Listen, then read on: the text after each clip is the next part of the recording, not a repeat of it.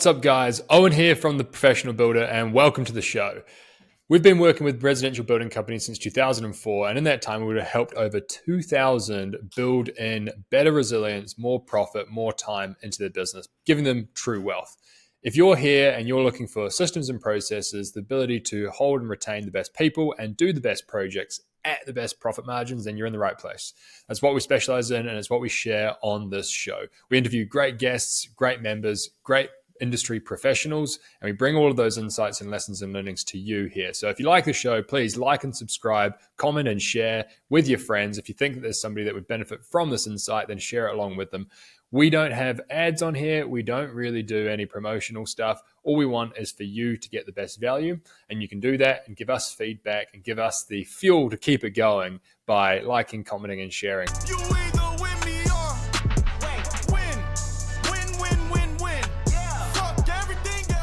What is up, guys? How you doing? Fantastic. Great to be back. Good to see your smiling face, Owen. And David, great to have you here, my man.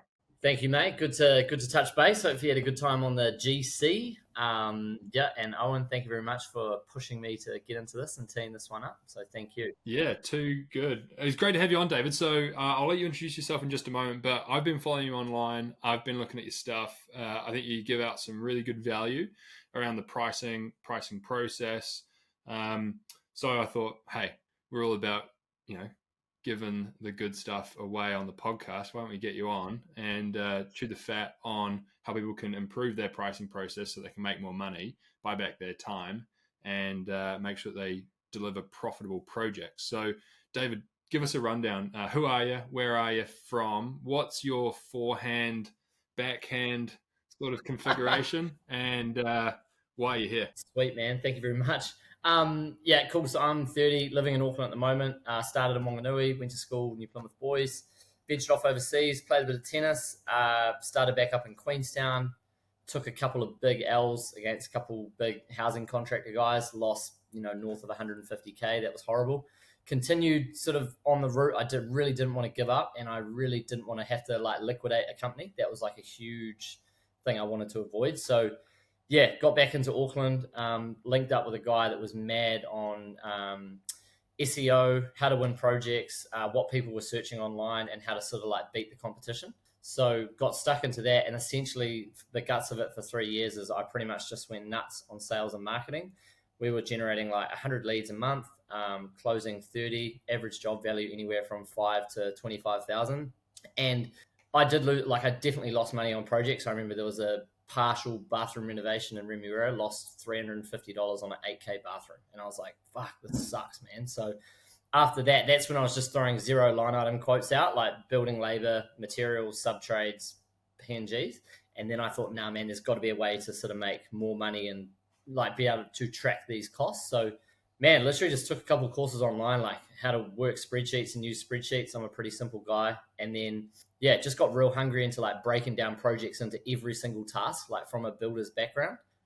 Literally from in my first line item, I have, pricing time, first site visit, meet with client. And even if I don't get that a lot over the line for that one client, if I've allowed 4 hours per client at $90 and I send out 100 estimates a month, but I only win 30, well, I'm billing out 30 jobs at 4 hours per job, 120 hours. So that's the way I looked at it. So now still involved in our building business, running RapidQS full time. We've got 6 contractors. It's going really well. And just trying to help builders make more money, man. Move off the charge up stuff, make more money on fixed price, and try and, not leave the door unless they're making, I don't know, $1,000 on a small job a day. I reckon that's the dream. Absolutely. We preach that minimum 20% GP and definitely fixed price over charge up, but quite often you'll have to do multiple charge up guys to understand how long you guys will take per stage, what are the factors you should be considering in the project, and really get your numbers dialed in with your project management. Otherwise, you can take big L's, as you've seen, doing fixed price contracts without doing the back end management. Yeah. You get to win or you learn, right? And there's nothing quite like the scar tissue of losing money to make you go, fuck this, I need to make some money and really build a bulletproof process for pricing for profit. And there's a 3-tier system with taking those L's, like the ones you did, David. Where, first you take a loss, you internalize it, you look at what went wrong, what did we fuck up, what are we not following. Next, so first you have to internalize. You have to go, something's not working the way that I want it to, or the way that it could, or the way that it should. The next L is learn. So you then have to set about being in a learning state to go, okay, I'm here. What does success look like? What does there look like in terms of pricing, for example? If pricing is one of the key areas that we need to plug and improve in our business. And the last L is for Lambo. When am I going to buy my Lambo, and who am I buying it from? Embrace down the Gold Coast. So we did a training, referral marketing training in depth last week for our members. And the number one, when I said, what's the biggest problem in your business, was pricing, the number one issue. And typically, this guy's with truckloads of plans stacked up on their desks that they are not getting to, that they're not getting in time. And part of that is procrastination, because they don't have a good, efficient system.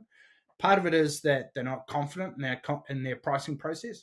And part of it is that it takes, anywhere from 40 to 80 hours to price a decent sized job. So I would love to hear your feedback a little bit on process that you go through and what you can do mindset wise once you've got a better process to improve the time it takes to price. Yeah, for sure. I just want to touch on one little top. So when you were, saying about guys getting stacks of plans on their desks, I definitely fell into the trap when I was young and I was getting a little bit obsessed with Instagram. It was who was pricing the biggest projects on their Instagram. And I thought, fuck yeah, if I can show I'm building 20 townhouses, I look like the man. But I tell you what, like when you get into those jobs, and especially when you start to see the terms of trade and the conditions stacked against the builder, and if you're not that smart and you just sign up to that shit, no good, man. So anyway, that's when I just wanted to get out of that 10% margin stuff, and I'm like, nah, you've got to be making like good money for your job, eh? And especially with building, man, it's like a dying breed. So it's like these guys need to be stuff. So I see like every day we get the inquiry of, hey mate, I've been seeing your stuff online. It's either A, we're an established building company, we have too many plans on our desk, as you said, Marty, we don't have time to price it, or B, I'm a new builder, just gone out on my own, just been sent these set of plans. I really don't know where to fucking start or what to do. So for us, I suppose in our system is like same thing as the builders. We've got like certain kind of job. We have fixed rates on what we're going to charge to price the job. We know roughly how many hours it's going to take us to price that job. We have like a lot of pre-save like spreadsheets. So if I'm a builder, and I know I just target new builds, I just invest in like using a QS once to price that new build in a full takeoff, and then put some time in on the second one. Like if you're constantly just going for the duplex dwellings, concrete slab, 2-story, weatherboard, there's usually 6 to 8 doors in them, 1 kitchen, 3 bedrooms, get a QS to price it once, and then you've got that data like for the next 10 lot of duplex townhouses. And I'm all about like, depends what they want out of their building business. Like if they don't want to be pricing, or they don't want to train someone and hire someone in the business to price, by all means, use a QS. Like you might spend $40K a year on contractor costs instead of $100,000 employing a quantity surveyor. Boom, awesome. Or if you want to hire someone and you can teach that person how to price within the business, that's another huge win as well. A big thing with that comes down to refining your labor recipes by stage for each aspect of the project, so you can actually get close to what the QS has, dictated. So yeah, what would you say there? Because there's heaps of different approaches to that, from have the foreman incentivized, or even have the foreman have a crack at by stage, to getting fixed price labor contract from subcontractors to minimize your risk, to, well, there's so many different ways that you can improve this process, from having a construction manager who actually goes through, not only does he price the job, but he also does the project management, and then you get closer to within 5% by stage and overall over the project. What do you see your ways that you can dial in with the QS? Because typically it might take about 5 projects to get really dialed in with how long each stage is taking. Good. Yeah, good call, man. I mean, shit, sub-trades, you can get fixed prices, so that's easy. Materials, the prices aren't going to fluctuate in the matter of a day. But yeah, labor is honestly the hardest one. And I mean, still being involved in our business, like, shit, there'll be jobs where I'll still underestimate labor, and there'll be something that I can't see or I haven't seen, or estimating labor I find is just not 100% bulletproof. But I always just think, for me, from a building background, I'm always just like, how long would this take me? Times it by 2, and then we've got room to negotiate. In regards of looking after your labor hours or protecting, 100%. How depends how you lay out how you've laid out your business, how you've laid out your structure. The fixed price model, I think, Absolutely. Is the best model. You've got 50 hours to get to slab. If you can do it in 40, I'll pay you for 45. Or you have that foreman role who's managing 2 to 3 projects, and it's just pushing along, whether it's a renovation, 4 weeks, getting it to closed in. Once again, if you can do it in 3, you can get a bonus. What safety margin are you typically allowing? So 25, 33%, like what? Yeah, good question. So if a building company comes to us and we ask them, what do you charge your guys out at? 65, 75. The next question is, what are you paying your guys? So we roughly know, say if they're paying them $30 an hour on wages, that might work out to whatever the percentage is. It might be 40 or 45 on contract. I know if we're pricing their hours at 75, they've essentially got 2 hours for one there until they're losing money. So any items that come up as tricky, like site set out, not tricky, we won't put a margin on. But if we're, say, doing like recladding and we'll break down into second story, we might put a 15% labor percentage on top of recladding the second story, time moving up scaffolding, cutting, passing materials up, taking tools up, that stuff where you can lose a lot of hours. So any tasks that are like a little bit fiddly, know that there's going to be more time taken or unforeseens or travel time. I'll always add on a 15 to 20% buffer on that $75 an hour labor charge out. So essentially, for tricky items, you could have $90 to $100 an hour, and the building company's paying out 30 or 40. So there's quite a lot of time there I like to try and allow for those tasks. And this is obviously a lot easier with new builds. Renovations? Yeah. How do you work with builders as an outsourced QS? Because you don't know whether it's a carpenter, a fully qualified chippy and apprentice do it, or 2 apprentices doing it, or the foreman who's a gun who's been doing it for 20 years. That's it, mate. It's hard. So we've been pricing for a guy in Wellington for over a year. We would have done 30 or 40 jobs for him. We're pretty dialed in now, and we sort of know how he works with his crew. And like, we're pre-construction estimators. I don't want to get into like during construction or post-construction, purely just we don't have the resources to do that.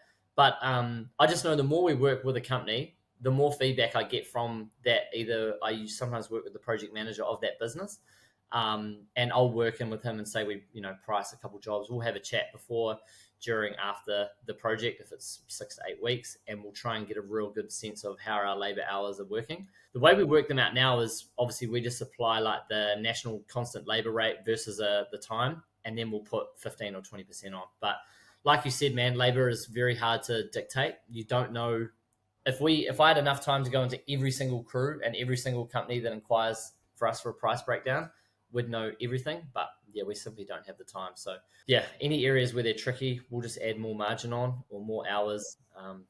Labor's the toughest one, unfortunately. So with regards to that, so we just brought up variations, change orders for guys in terms of pricing those, because a lot of guys, well, some companies operate as if they're a variations company, and they'll price the job lower, knowing that they're got the job, and then the client's not going anywhere else. Yeah. What do you see around that? And because some of our guys will also price variations higher than the initial rate, because they know they've got it. I suppose with our takeoffs, I try, if I can, in the sheet, say we'll just keep it real fucking simple. If we're just going to price a bathroom and we're stripping out, redoing, and I'm allowing anywhere from 88 to 100 labor hours, I'm pretty much going to include an additional day to frame out rotten timbers behind the walls, and I'll allow additional day and a half to take out the joist, redo plywood flooring. So if I can, and depending on the project, I will include what I think is going to be tagged out with rough time. I'll literally put that in as a PC sum, and I always like to either let the builder or the client know, hey, listen, 7 to 8 times out of 10, this cost is most likely going to incur. So the builder's got that data there. It's up to them whether they want to submit that in their price or whether they want to hide those 2 columns, add them down the bottom, tag out rotten flooring, tag out rotten. What areas are you typically tagging out? Anything I can't see, anything that I can't predict. So anything behind walls I can't really see. Earthworks is the hardest one as well. Digging post holes for decks, fuck man. come across some volcanic rock in Royal Oak or One Tree Hill or something, and you haven't tagged that out, and you've got 3 days on a fucking rock breaker, you can easily lose $800 there. Yeah, I think variations are tough. What do you guys see in regards to builders doing that? Do they tag it out? Do they estimate it? Mainly, earthworks will be tagged out. Anything they can't see. Yeah. Also, Marty, variations to architects. I think that's a tough one, and I'm not talking about when they come in and make the change. It's more if an architect or an engineer comes in during the project, a builder's got 4 guys on site. Say they come in at 4 p.m. on a Monday, make a change, and then no one can do any work for 3 days. Like, who suffices that cost for 4 guys for 3 days off site? That's one that, oh man, how does a QS estimate that?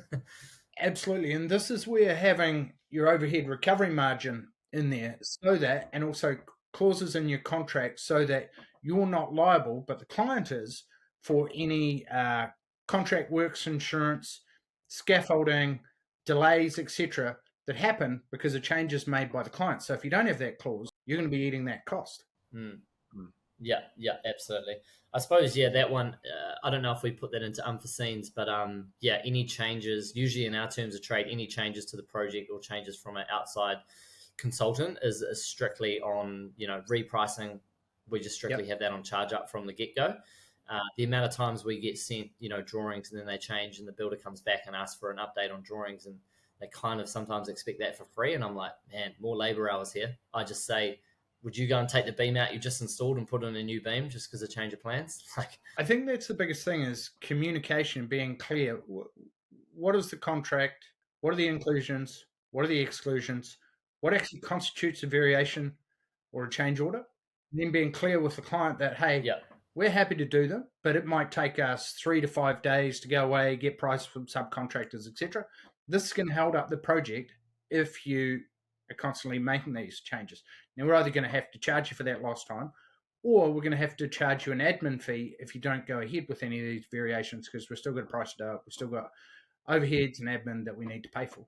Yeah, true. Would you say variations are like one of the biggest killers on profit margins for builders? Only if you don't do them right. They're also one of the greatest profit maximizers if you have a process, and the whole process should be that you welcome them, you frame them up at the beginning, not to use a bit of a pun there.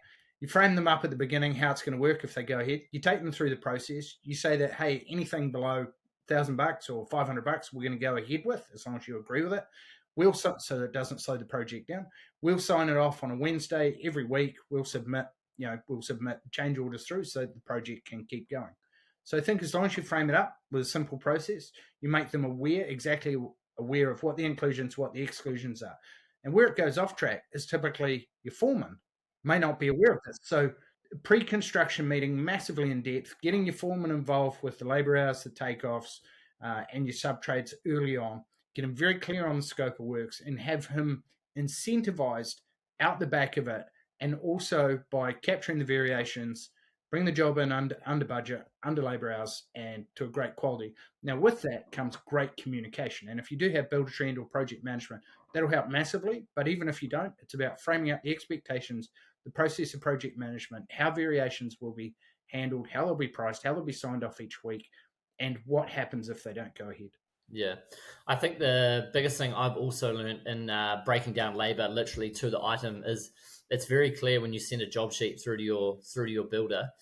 So they've got 15 to 20 line items of labor, and it's like if the client is there and they ask them to do something, the builder can refer back to their labor breakdown, and it might be they're changing 10 items of aluminium joinery, and then the client goes, oh hey, can you come and hang the fucking dryer on the wall or something. The builder can refer back to the sheet and be like, oh, I don't see hang a dryer on this wall. Come back to the client or the project manager, building company owner, and say, hey, they're asking me to do this. I feel like that's a big one too. We try and get guys running to an exact scope. And I know builders that price with us, we try and zone out all of our works as well. So I'll keep it easy. If they're doing a kitchen, bathroom, and a deck extension, they'll literally get three sheets worth of data back, deck, bathroom, and kitchen. So they've got, all their labor, all the materials, all their sub-trades for each section. They can see total costs, total breakdowns, and it's easy to read. Perfect. What tips have you got for getting prices back from sub-trades quicker? Yeah, good one, mate. Obviously, I don't want to promote that they should just be playing off Of subbies course not. against each other to get cheaper prices. Yeah, but I think like relationship building with clients is huge. I feel like if you treat your sub trade like an employer, you know you pay them every single week like they do. You don't hold their payments. You agree to their payment terms, obviously as long as they're within reason. I mean, if I was a sub trade and a builder paid me every single week, I'd see them as an employer. And if they came to me on a Thursday and said, "Hey, can you get this quote out by a Friday?" Shit, I know I'm getting paid a deposit on the Monday if I win it over the weekend. Yeah, I think if you're a main contractor builder, pay your subbies on time, pay them well. Don't always try and shaft them down for more money. Yeah, I see subbies as much of a risk as new employees, especially on the back end classroom. Absolutely. We've just been going over this in our boardroom program with our boardroom members as subcontractor agreements and then the terms of trade on your purchase orders with them. Yeah. Got any tips around that? Purchase orders. I think I'll keep it easy for decorators. I think that's the biggest one. Square meters. I always think square meters are a big one, and then you can always refer back to a rate. Yeah, same as joinery. Having a certain amount of items in there, keeping the detail clean and clear. Plumbers, you're disconnecting and reconnecting 3 units here. I just think the more detail you can go into on sheets and pricing sheets, a purchase order will follow. There's no reason for them to be plumbing out 5 units when the sheet's only allowed for 3. That's my tips anyway. We talked earlier about fixed price versus charge up. A lot of pros and cons. And obviously, you want to work toward, if you are doing charge up, you will make way more money doing fixed price contract. So, yeah, can you talk just a little bit on the benefits of fixed price and also the fish hooks and that people, what they can do to work towards it if they currently are doing charge up or cost plus? Yeah, for sure. I'm a big advocate for fixed price. I think I think every good tradesman, every good person in the industry should be getting paid for their value, not their time. So, if you're really good and you can bang a $1,000 job out in half a day, I mean, you should be getting paid $1,000 for half a day, not $75, $85 an hour. If you are working on charge up, I took this route. When I first started, I went down the kind of recruitment style model. So I pretty much just had 10 guys on commercial sites for say 55 an hour, pay them 35, clip the ticket. But then within that, every single week, I was just trying to win one job at fixed price, whether it was a small bathroom renovation, a small retaining wall, a small deck. That's what I'd be trying to do. So if you're on charge up at the moment and you've got a few guys, my suggestion would be start off real small, try and win one deck project or one job under $10,000 and try and make 30%, 30 or 40%. That's my suggestion. Start off small, go for one a month, then go for one a week, up the numbers. And have an exhaustive pricing checklist of everything that you should have in PNG, Yeah. everything in materials. Yeah, can you speak a little bit to that, particularly about PNG, what you put in there, and how you frame it up to the client, particularly with regards to travel and other light items? For sure. I had this conversation with a lady today. She called me and said, I want to do these things. Do you do free quotes? I said, unfortunately not, man. And then she kind of elaborated on it. It was like a 3-minute convo. And she said, how do you justify charging for a site visit? And my literal first question was, how am I going to get to your house? And she said, I assume you've got a car. I said, well done. and guess what the car needs? Ooh, have you driven past BP recently? Fuck, I set a world record. I took Kelly's car to $317. Oh, What the hell does she drive? Porsche Cayenne GTS. Oh, A yeah, tank. yeah. Block that bit out, mate. He's Yeah. definitely from the GC. PNGs, mate. Once again, my first line item, man, is pricing time and initial visit. Every builder's got to do a site visit. Every builder's got to shake a hand. Let's just say you're living central.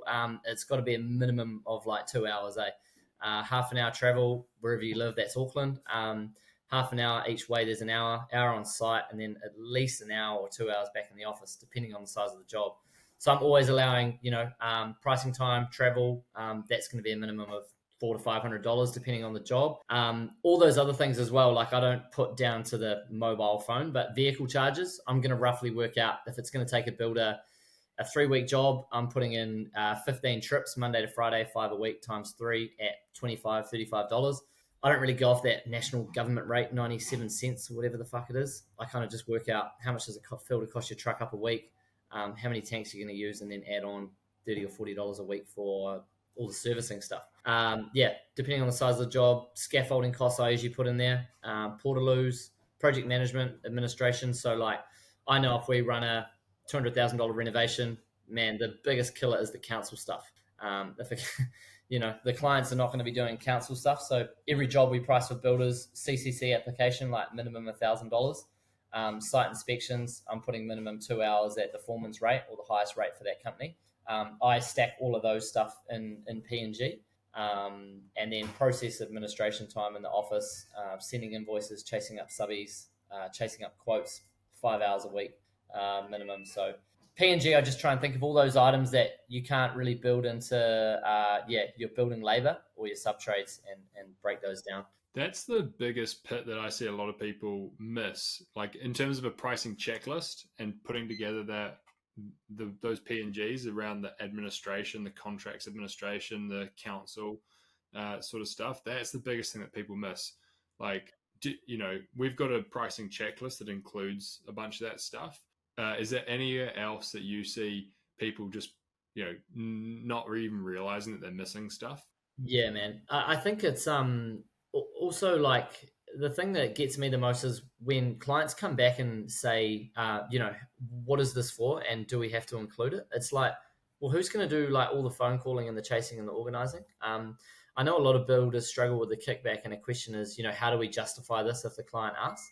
I just say to them, well, hey, I don't have to do project management. Do you know a project manager that will do it? Or can you go and find a project manager that will do it? Or can I use your vehicle to travel to site, with a bit of sarcasm? It's also that mindset shift around like, you're there. If you're a builder, you're there to build it. You're not there to finance it. You shouldn't be upset, nervous, or concerned around presenting like a true, fair, and accurate price to the client. If either their scope of works or their budget needs to change, you can't be building champagne taste to a beer budget. You got to shift one of those things: scope of works down or budget up. You shouldn't be doing work for free just because they've got great taste. But I was listening to a call from one of our new members coming on board during the week. Did $1.7 million in revenue for $24,000 in profit. And as he said, he'd be better off going fishing. Absolutely. 24 grand. 100%. So you either, if you're not happy with where you're at, you got some options. You can either go, shit, this isn't working, I need to find a better way. What does that look like? Who's doing things in a well systemized manner to get what's possible? Because the big thing is getting out of that mindset of, well, I can't charge for my quotes or my action plan because no one else or I'm in a small town, insert XYZ, or you can't charge that round here.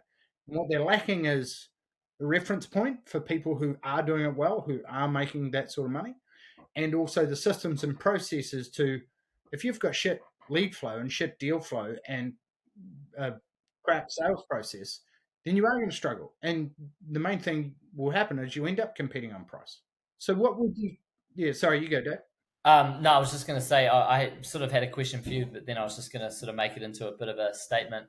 What I see, and my question was, do you guys see more people coming into the system for you guys as guys that are struggling or doing well? Because what I get is people coming in that are doing quite well, and now they're able to up the amount of jobs that they're chasing, and now they realize they don't have time to price. Not saying these guys have known how to price, but they're just looking for like a supplement on how perfect guy, the guy in Wellington, wants to go from 200 grand a week of quotes sent out to 400. He's like, how do I get there? I don't want to employ a QS. These guys have been with me for a year. How do we double the amount of work we're doing with them? He puts us on a retainer, and then he's obviously, we've done enough work, he can trust our numbers.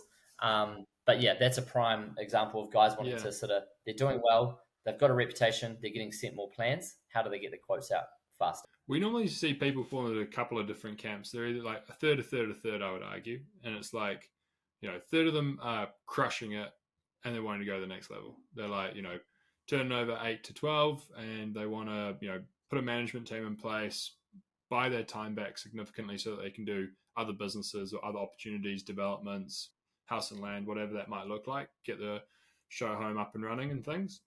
And for those people, it's really like an internal level up around a better process, or bring somebody in at that top, be part of that management team.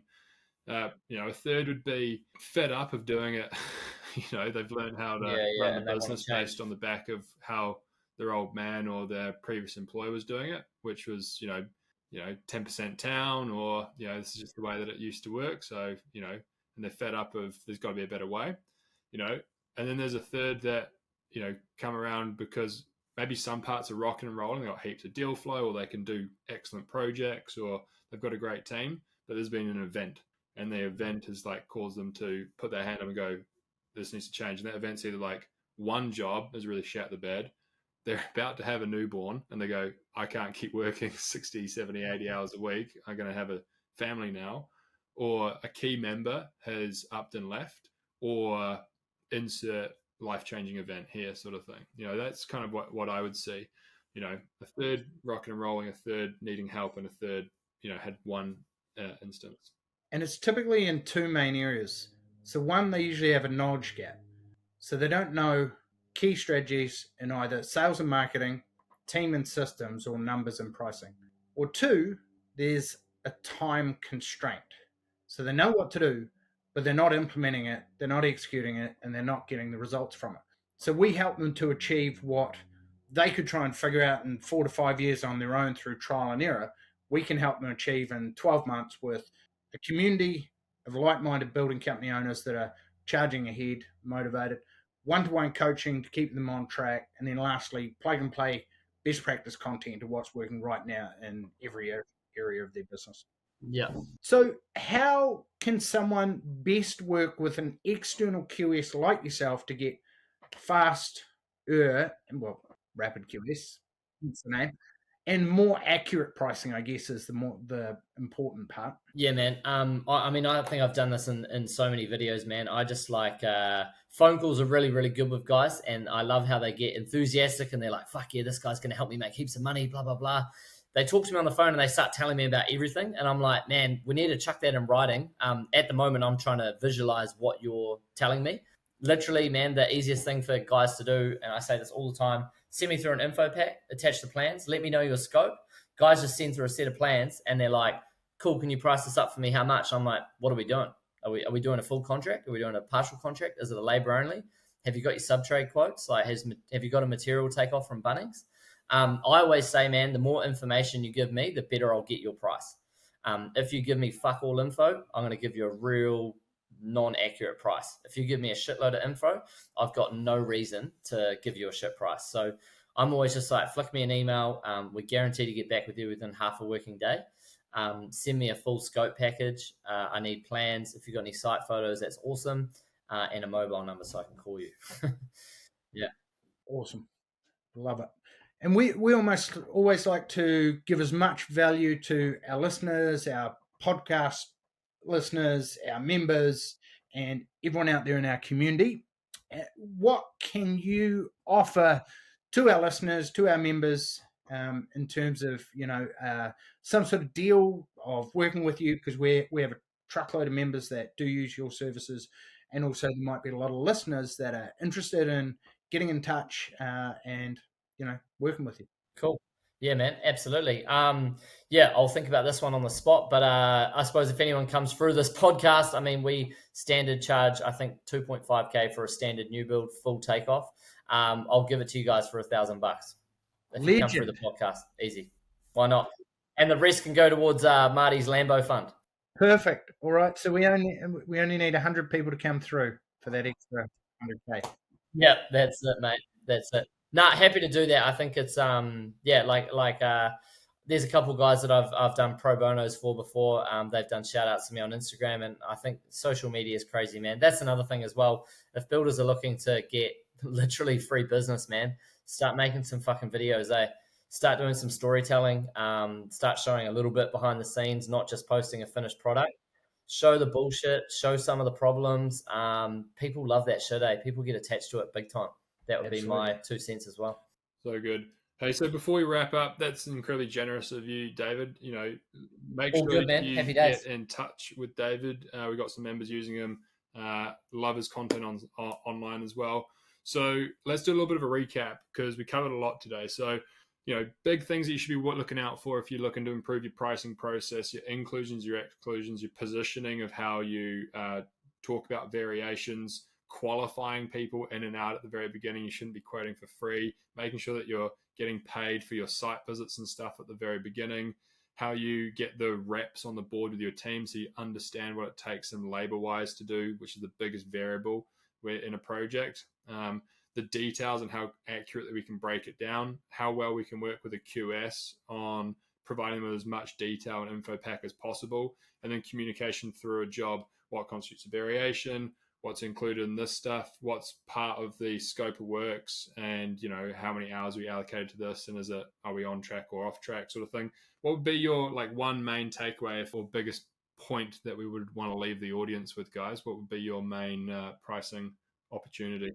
Yeah, I would just say, man, I think if your business just does renovations or just new builds, invest the time and money in a QS once into full detail. But then I would just say, invest your time into learning how to price yourself. If we do it once for you, the next time you do it, it will take you, less than half the time to do it again. So I think invest once and then you've got the data, but try and learn from the data. Don't just fucking forward the spreadsheet off to someone else, to your client. Go through the data, figure it out, and try and be able to reuse it again. That would be my advice. My point, building on from David's, is back cost in real time so you can dial in those labor hours to within 5%. That's going to be the number one biggest game changer in your business. Yeah, awesome. And my one from the stuff that we've seen would be, you cannot make good money going in at a low margin to start with. You might as well start with some good meat on the bone and go from there. You can't run a profitable project when you start with no profit. Yeah, sweet as. And I know we forgot, serve volley's my biggest tennis component. So Marty, watch out, mate. We're going to have the RapidQS TPB, summer slam. SummerSlam. Yeah, perfect. I love it. Excellent. Love it, guys. Hey, David, appreciate it, man. Thank you very much. Absolutely fantastic. And thank you, Marty, for joining. All right. Thanks, guys. Have a fantastic day. Cheers. See you later.